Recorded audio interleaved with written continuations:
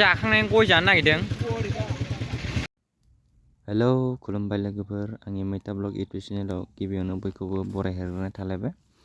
दा जों लोगोफोर गवालपारायाव थांगासिनो, माने दिनै 11 डिसेम्बर। दिनैनि जेनाखि जों गवालपारायाव थांगोन बेनि मेन पारपसानो जाहैबाय दिनै 11 डिसेम्बरावहाय मोनसे सामबाद होननाय सेलेब्रेसन खालामो आरोना लोगोफोर।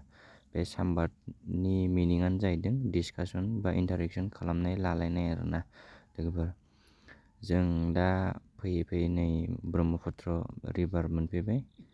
ओमफ्राय जों बारा गोलाव गैला आरो सहैसिगोनानो। जों फुंनि 5टायाव गाखोदों नालाय लोगोफोर। थ' बिदिबा भिडिअखौ नायलांबाय थादो। फाइनालि लोगोफोर जों दा सफैबायानो, सफैनांगौ जायगायावहाय। नोंथांमोना भिडिअखौ नायलांदो। जानो रानगासिनो आरोना नै बायो लान्च पेकेट होनो बेखौ।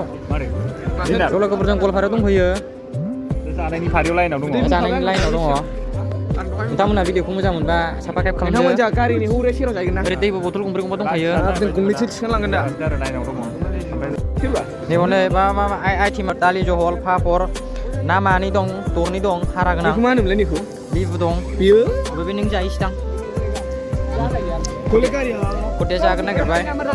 ओइ साम'स नै लोगोफोर, जोंहा लान्च टाइममोन, टाइमाथ' एसे बारबायानो फैबायबो। आइटेमालाय बिदिनो मोननै मोनथामसो दं आरोना, दा जानोसै। नै बैनाय आरोना ज' थानांगोन आं। नैबे गामिनि जोब आरोना। नै ओरैबो दं, ओरैबो दं, ओरैबो दं। दा लोगोफोर नायलांदो माबायदि जानायखौ।